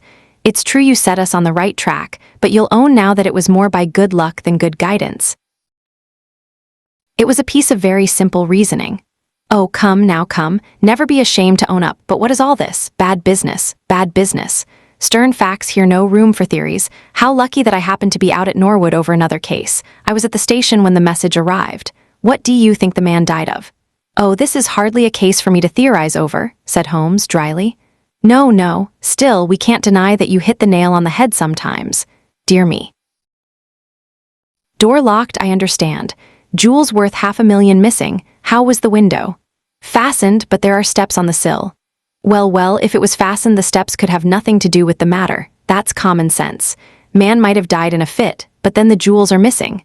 I have a theory. These flashes come upon me at times. Just step outside, Sergeant, and you, Mr. Sholto. Your friend can remain. What do you think of this, Holmes? Sholto was on his own confession with his brother last night. The brother died in a fit on which Sholto walked off with the treasure. How's that? On which the dead man very considerately got up and locked the door on the inside. There's a flaw there. Let us apply common sense to the matter. This Thaddeus Sholto was with his brother. There was a quarrel. So much we know. The brother is dead and the jewels are gone. So much also we know. No one saw the brother from the time Thaddeus left him. His bed had not been slept in. Thaddeus is evidently in a most disturbed state of mind. His appearance is, well, not attractive. You see that I am weaving my web round Thaddeus. The net begins to close upon him. You are not quite in possession of the facts yet, said Holmes. This splinter of wood, which I have every reason to believe to be poisoned, was in the man's scalp where you still see the mark. This card, inscribed as you see it, was on the table, and beside it lay this rather curious stone-headed instrument. How does all that fit into your theory? Confirms it in every respect, said the fat detective pompously. House is full of Indian curiosities. Thaddeus brought this up, and if this splinter be poisonous, Thaddeus may as well have made murderous use of it as any other man. The card is some hocus-pocus blind, as like as not. The only question is, how did he depart? Of course, here is a hole in the roof. With great activity, considering his bulk, he sprang up the steps and squeezed through into the garret, and immediately afterwards we heard his exulting voice proclaiming that he had found the trapdoor. He can find something, remarked Holmes, shrugging his shoulders. He has occasional glimmerings of reason. Il ni a pas des sots si incommodes quesu qui ont de l'esprit. You see, said Athelney Jones, reappearing down the steps again. Facts are better than mere theories, after all. My view of the case is confirmed. There is a trapdoor communicating with the roof, and it is partly open. It was I who opened it. Oh, indeed, you did notice it then. He seemed a little crestfallen at the discovery. Well, whoever noticed it, it shows how our gentleman got away. Inspector. Yes, sir, from the passage. Ask Mr. Sholto to step this way. Mr. Sholto, it is my duty to inform you that anything which you may say will be used against you. I arrest you in the Queen's name as being concerned in the death of your brother. There, now, didn't I tell you? Cried the poor little man, throwing out his hands and looking from one to the other of us. Don't trouble yourself about it, Mr. Sholto, said Holmes. I think that I can engage to clear you of the charge. Don't promise too much, Mr. Theorist, don't promise too much, snapped the detective. You may find it a harder matter than you think. Not only will I clear him, Mr. Jones, but I will make you a free present of the name and description of one of the two people who were in this room last night. His name, I have every reason to believe, is Jonathan Small. He is a poorly educated man, small, active, with his right leg off, and wearing a wooden stump which is worn away upon the inner side. His left boot has a coarse, square-toed sole, with an iron band round the heel. He is a middle-aged man, much sunburned, and has been a convict. These few indications may be of some assistance to you, coupled with the fact that there is a good deal of skin missing from the palm of his hand. The other man, asked Athelney Jones in a sneering voice, but impressed nonetheless, as I could easily see, by the precision of the other's manner. Is a rather curious person, said Sherlock Holmes, turning upon his heel. I hope before very long to be able to introduce you to the pair of them. A word with you, Watson. He led me out to the head of the stair. "This unexpected occurrence," he said, "has caused us rather to lose sight of the original purpose of our journey." "I have just been thinking so," I answered. "It is not right that Miss Morstan should remain in this stricken house." "No, you must escort her home. She lives with Mrs. Cecil Forrester in Lower Camberwell, so it is not very far. I will wait for you here if you will drive out again, or perhaps you are too tired." "By no means. I don't think I could rest until I know more of this fantastic business. I have seen something of the rough side of life, but I give you my word that this quick succession of strange surprises tonight has shaken my nerve completely. I should like, however, to see the matter through with you, now that I have got so far." "Your presence will be of great service to me," he answered. "We shall work the case out independently, and leave this fellow Jones to exult over any mare's nest which he may choose to construct. When you have dropped Miss Morstan, I wish you to go on to number 3 Pinchin Lane, down near the water's edge at Lambeth. The third house on the right-hand side is a bird stuffer's. Sherman is the name. You will see a weasel holding a young rabbit in the window. Knock old Sherman up, and tell him with my compliments that I want Toby at once. You will bring Toby back in the cab with you. A dog, I suppose. Yes, a queer mongrel with a most amazing power of scent. I would rather have Toby's help than that of the whole detective force of London." "I shall bring him then," said I. "It is 1 now. I ought to be back before 3 if I can get a fresh horse." "And I," said Holmes, "shall see what I can learn from Mrs. Burnstone and from the Indian servant who, Mr. Thaddeus tell me, sleeps in the next garret.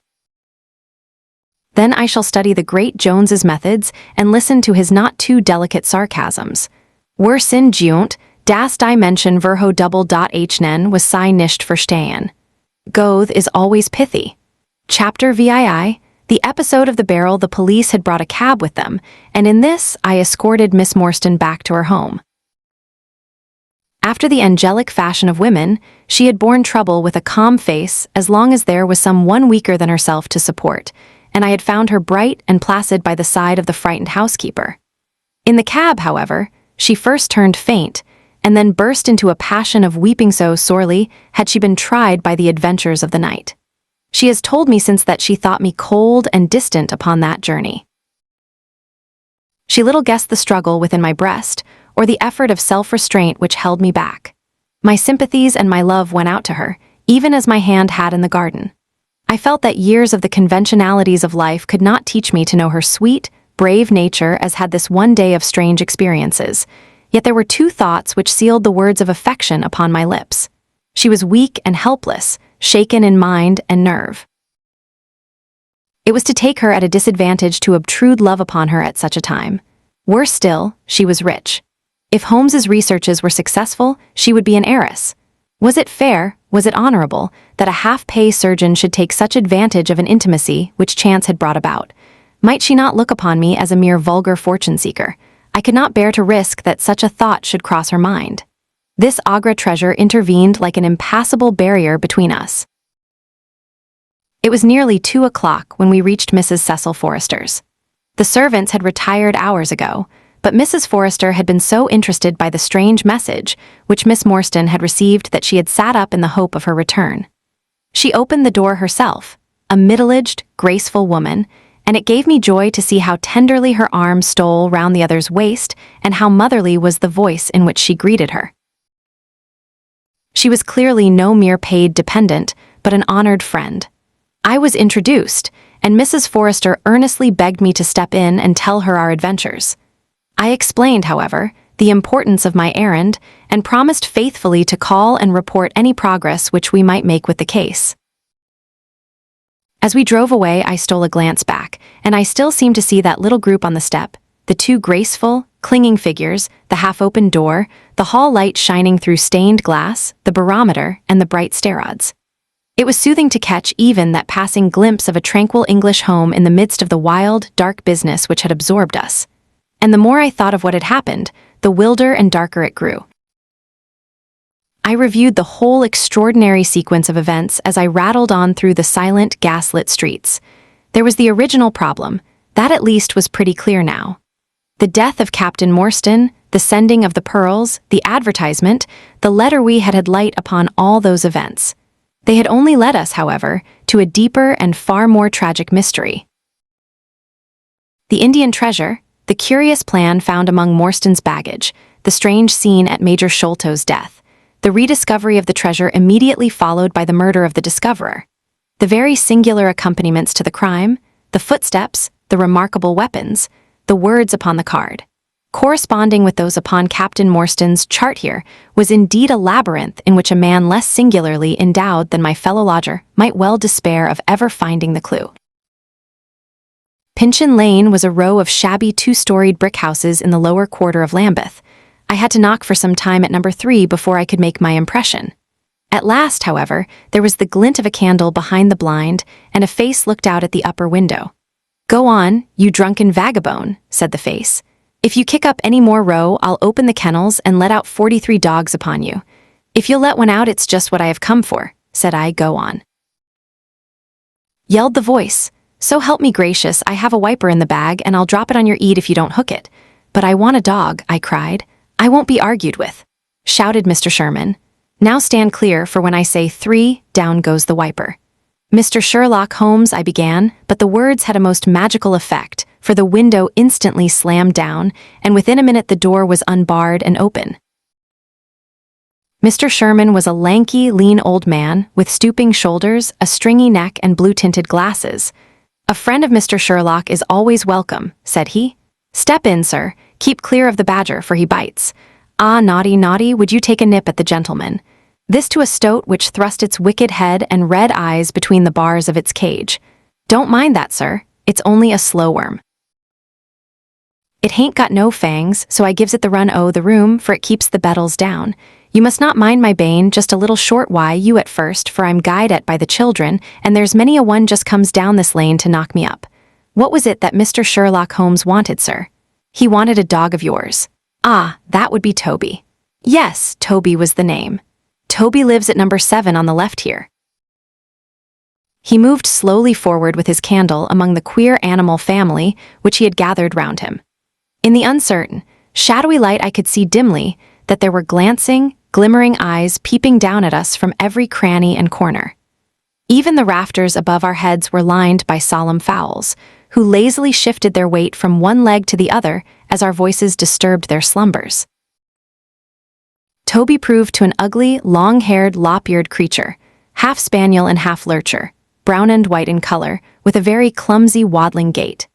It accepted after some hesitation a lump of sugar which the old naturalist handed to me, and, having thus sealed an alliance, it followed me to the cab and made no difficulties about accompanying me. It had just struck 3 on the palace clock when I found myself back once more at Pondicherry Lodge. The ex-prize-fighter McMurdo had, I found, been arrested as an accessory, and both he and Mr. Sholto had been marched off to the station. 2 constables guarded the narrow gate, but they allowed me to pass with the dog on my mentioning the detective's name.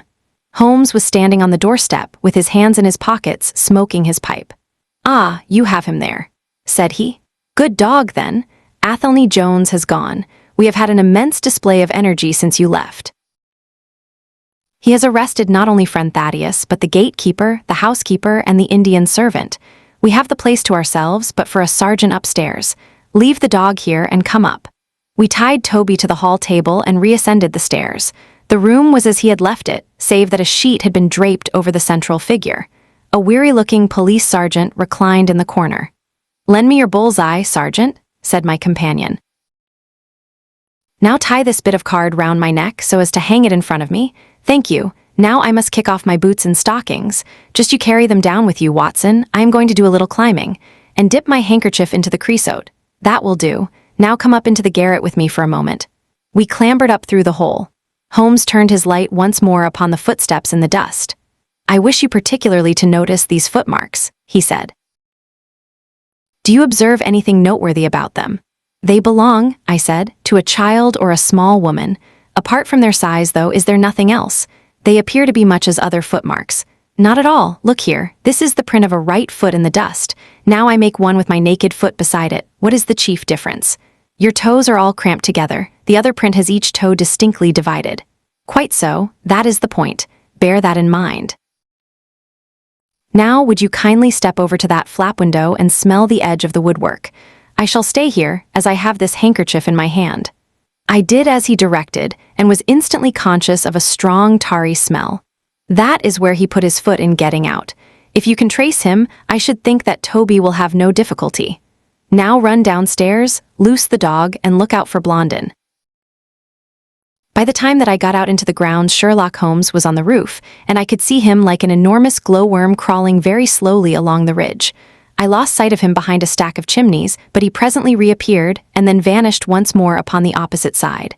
When I made my way round there, I found him seated at one of the corner eaves. "That you, Watson?" he cried. "Yes, this is the place. What is that black thing down there?" "A water barrel. Top on it." "Yes, no sign of a ladder." "No, confound the fellow, it's a most breakneck place. I ought to be able to come down where he could climb up. The water pipe feels pretty firm. Here goes, anyhow." There was a scuffling of feet, and the lantern began to come steadily down the side of the wall. Then with a light spring he came onto the barrel, and from there to the earth. "It was easy to follow him," he said, drawing on his stockings and boots. Tiles were loosened the whole way along, and in his hurry he had dropped this. It confirms my diagnosis, as you doctors express it. The object which he held up to me was a small pocket or pouch woven out of colored grasses and with a few tawdry beads strung round it. In shape and size, it was not unlike a cigarette case. Inside were half a dozen spines of dark wood, sharp at one end and rounded at the other, like that which had struck Bartholomew Sholto. "They are hellish things," said he. "Look out that you don't prick yourself. I'm delighted to have them, for the chances are that they are all he has. There is the less fear of you or me finding one in our skin before long. I would sooner face a martini bullet myself. Are you game for a 6-mile trudge, Watson?" "Certainly," I answered. "Your leg will stand it." "Oh yes. Here you are, doggy. Good old Toby. Smell it, Toby, smell it." He pushed the creosote handkerchief under the dog's nose, while the creature stood with its fluffy legs separated, and with a most comical cock to its head, like a connoisseur sniffing the bouquet of a famous vintage. Holmes then threw the handkerchief to a distance, fastened a stout cord to the mongrel's collar, and led him to the foot of the water barrel.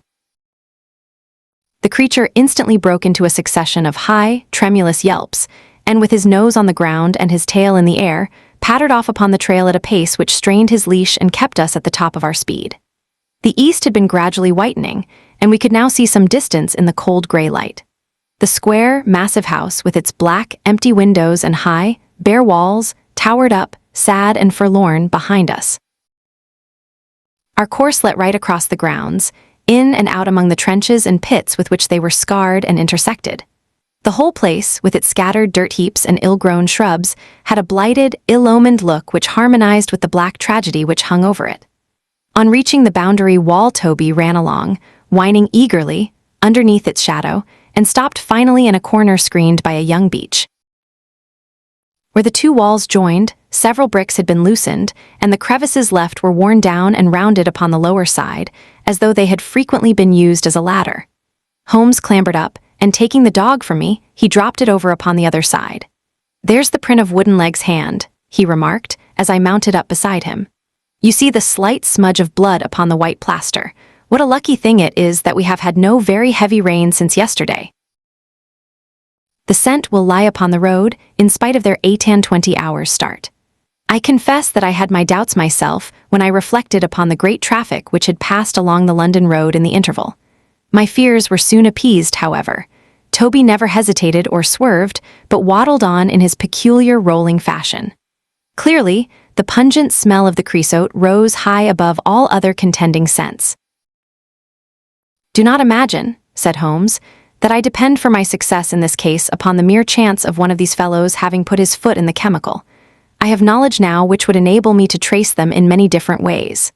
This, however, is the readiest, and since fortune has put it into our hands, I should be culpable if I neglected it. It has, however, prevented the case from becoming the pretty little intellectual problem which it at one time promised to be. There might have been some credit to be gained out of it, but for this too palpable clue. There is credit and to spare," said I assure you, Holmes, that I marvel at the means by which you obtain your results in this case, even more than I did in the Jefferson Hope murder. The thing seems to me to be deeper and more inexplicable. How, for example, could you describe with such confidence the wooden-legged man? Pshaw, my dear boy, it was simplicity itself. I don't wish to be theatrical. It is all patent and above board. Two officers who are in command of a convict guard learn an important secret as to buried treasure. A map is drawn for them by an Englishman named Jonathan Small. You remember that we saw the name upon the chart in Captain Morstan's possession. He had signed it in behalf of himself and his associates, the sign of the four, as he somewhat dramatically called it. Aided by this chart, the officers, or one of them, gets the treasure and brings it to England, leaving, we will suppose, some condition under which he received it unfulfilled. Now then, why did not Jonathan Small get the treasure himself? The answer is obvious. The chart is dated at a time when Morstan was brought into close association with convicts.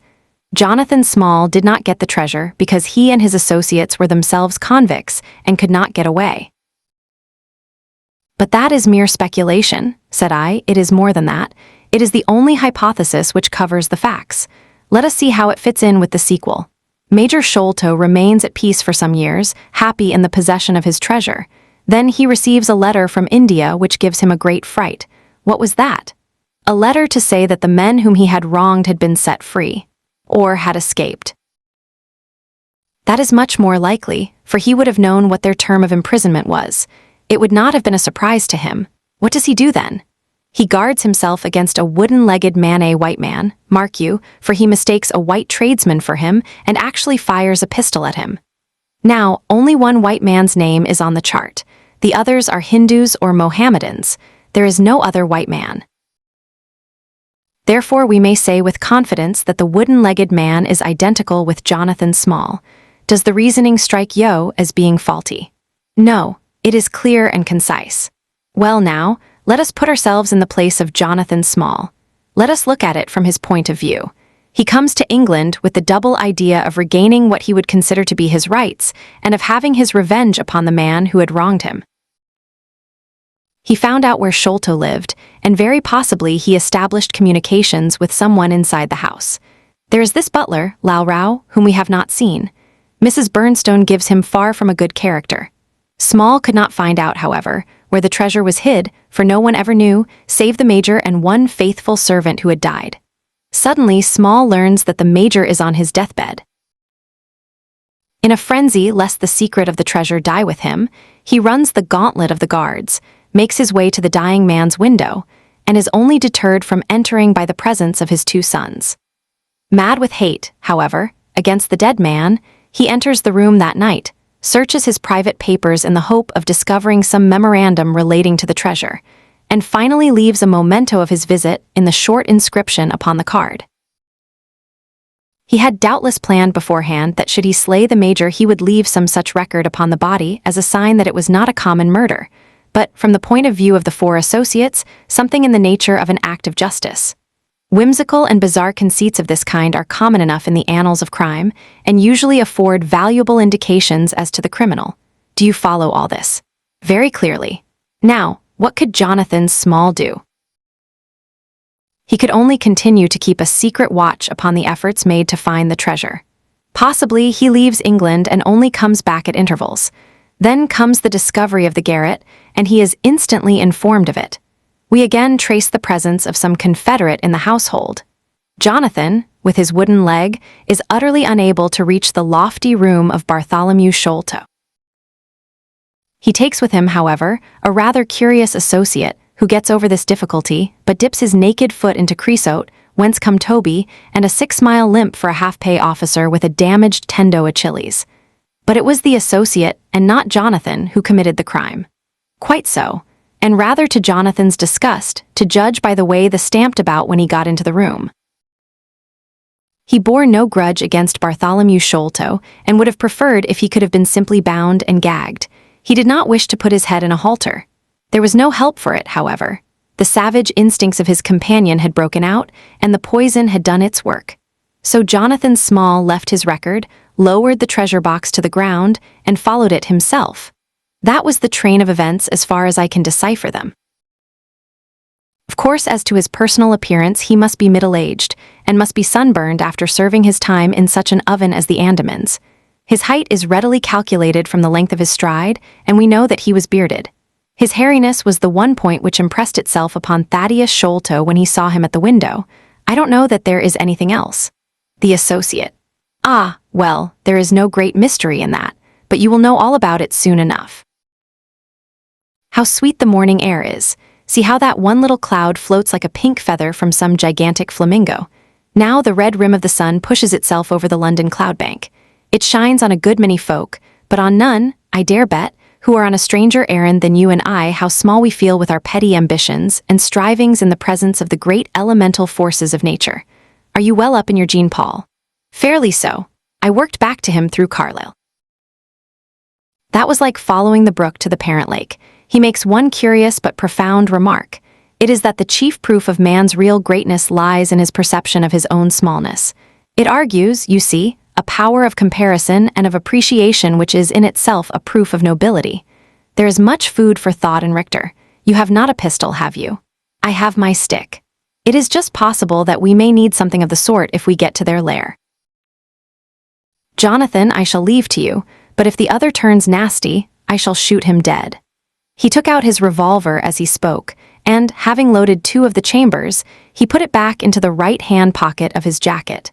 We had during this time been following the guidance of Toby down the half-rural villa-lined roads which lead to the metropolis. Now, however, we were beginning to come among continuous streets, where laborers and dockmen were already astir, and slatternly women were taking down shutters and brushing doorsteps. At the square-topped corner public houses business was just beginning, and rough-looking men were emerging, rubbing their sleeves across their beards after their morning wet. Strange dogs sauntered up and stared wonderingly at us as we passed, but our inimitable Toby looked neither to the right nor to the left, but trotted onwards with his nose to the ground and an occasional eager whine which spoke of a hot scent. We had traversed Streatham, Brixton, Camberwell, and now found ourselves in Kennington Lane, having borne away through the side streets to the east of the Oval. The men whom we pursued seemed to have taken a curiously zigzag road, with the idea probably of escaping observation. They had never kept to the main road if a parallel side street would serve their turn. At the foot of Kennington Lane, they had edged away to the left through Bond Street and Miles Street. Where the latter street turns into Knight's Place, Toby ceased to advance but began to run backwards and forwards with one ear cocked and the other drooping, the very picture of canine indecision. Then he waddled round in circles, looking up to us from time to time, as if to ask for sympathy in his embarrassment. "What the deuce is the matter with the dog?" growled Holmes. "They surely would not take a cab or go off in a balloon. Perhaps they stood here for some time," I suggested. "Ah. It's all right, he's off again," said my companion in a tone of relief. He was indeed off, for after sniffing round again he suddenly made up his mind, and darted away with an energy and determination such as he had not yet shown. The scent appeared to be much hotter than before, for he had not even to put his nose on the ground, but tugged at his leash and tried to break into a run. I could see by the gleam in Holmes's eyes that he thought we were nearing the end of our journey. Our course now ran down 9 Elms until we came to Broderick and Nelson's large timber yard, just past the White Eagle Tavern. Here the dog, frantic with excitement, turned down through the side gate into the enclosure, where the sawyers were already at work. On the dog raced through sawdust and shavings, down an alley, round a passage, between 2 woodpiles, and finally, with a triumphant yelp, sprang upon a large barrel which still stood upon the hand trolley on which it had been brought. With lolling tongue and blinking eyes, Toby stood upon the cask, looking from one to the other of us for some sign of appreciation. The staves of the barrel and the wheels of the trolley were smeared with a dark liquid, and the whole air was heavy with the smell of creosote. Sherlock Holmes and I looked blankly at each other, and then burst simultaneously into an uncontrollable fit of laughter. Chapter VIII. The Baker Street Irregulars, what now? I asked. Toby has lost his character for infallibility. He acted according to his lights, said Holmes, lifting him down from the barrel and walking him out of the timber yard. If you consider how much creosote is carted about London in one day, it is no great wonder that our trail should have been crossed. It is much used now, especially for the seasoning of wood. Poor Toby is not to blame. We must get on the main scent again, I suppose. Yes, and fortunately we have no distance to go. Evidently what puzzled the dog at the corner of Knight's Place was that there were 2 different trails running in opposite directions. We took the wrong one. It only remains to follow the other. There was no difficulty about this. On leading Toby to the place where he had committed his fault, he cast about in a wide circle and finally dashed off in a fresh direction. We must take care that he does not now bring us to the place where the creosote barrel came from, I observed. I had thought of that, but you notice that he keeps on the pavement, whereas the barrel passed down the roadway. No, we are on the true scent now. It tended down towards the riverside, running through Belmont Place and Prince's Street. At the end of Broad Street, it ran right down to the water's edge, where there was a small wooden wharf. Toby led us to the very edge of this, and there stood whining, looking out on the dark current beyond. We are out of luck, said Holmes. They have taken to a boat here. Several small punts and skiffs were lying about in the water and on the edge of the wharf. We took Toby round to each in turn, but though he sniffed earnestly, he made no sign. Close to the rude landing stage was a small brick house, with a wooden placard slung out through the second window. Mordecai Smith was printed across it in large letters, and underneath, boats to hire by the hour or day. A second inscription above the door informed us that a steam launch was kept, a statement which was confirmed by a great pile of coke upon the jetty. Sherlock Holmes looked slowly round, and his face assumed an ominous expression. "This looks bad," said he. "These fellows are sharper than I expected. They seem to have covered their tracks. There has, I fear, been preconcerted management here." He was approaching the door of the house when it opened, and a little curly-headed lad of 6 came running out, followed by a stoutish, red-faced woman with a large sponge in her hand. "You come back and be washed, Jack," she shouted. "Come back, you young imp, for if your father comes home and finds you like that, he'll let us hear of it." "Dear little chap," said Holmes strategically. "What a rosy-cheeked young rascal. Now, Jack, is there anything you would like?" The youth pondered for a moment. "I'd like a shillin'," said he. "Nothing you would like better." "I'd like 2 shillin' better," the prodigy answered after some thought. "Here you are then. Catch, a fine child, Mrs. Smith. Lor bless you, sir, he is that and forward. He gets a'most too much for me to manage, especially when my man is away days at a time." "Away, is he?" said Holmes in a disappointed voice. "I am sorry for that, for I wanted to speak to Mr. Smith." "He's been away since yesterday mornin', sir, and truth to tell, I am beginnin' to feel frightened about him. But if it was about a boat, sir, maybe I could serve as well. I wanted to hire his steam launch." "Why, bless you, sir, it is in the steam launch that he has gone. That's what puzzles me, for I know there ain't more coals in her than would take her to about Woolwich and back." If he'd been away in the barge, I'd thought nothin', for many a time a job has taken him as far as Gravesend, and then if there was much doin' there, he might stayed over. But what good is a steam launch without coals? He might have bought some at a wharf down the river. "He might, sir, but it weren't his way. Many a time I've heard him call out at the prices they charge for a few odd bags.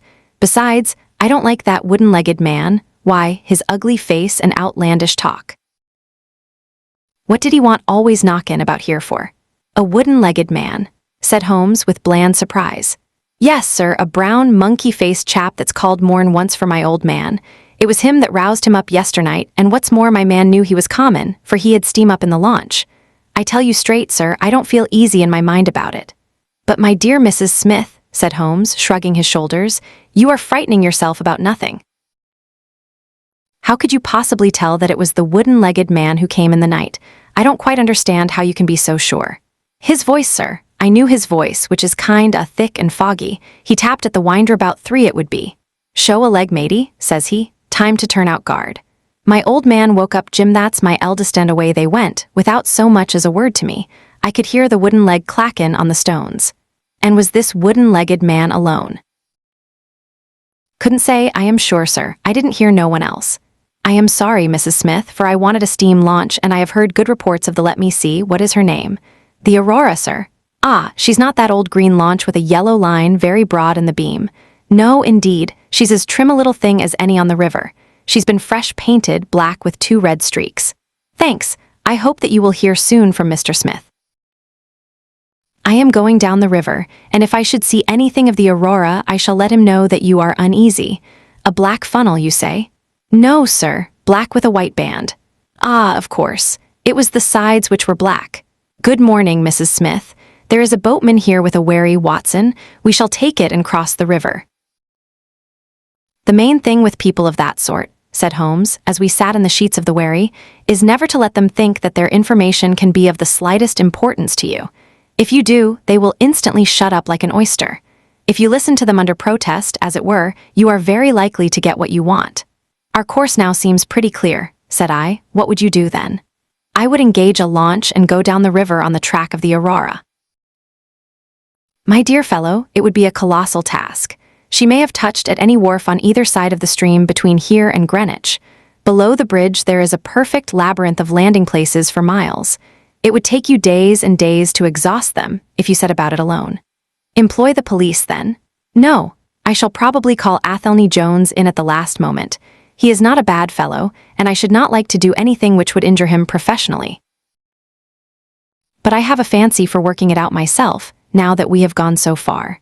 Could we advertise, then, asking for information from wharfingers? Worse and worse. Our men would know that the chase was hot at their heels, and they would be off out of the country. As it is, they are likely enough to leave, but as long as they think they are perfectly safe, they will be in no hurry. Jones's energy will be of use to us there, for his view of the case is sure to push itself into the daily press, and the runaways will think that everyone is off on the wrong scent. What are we to do, then? I asked, as we landed near Millbank Penitentiary.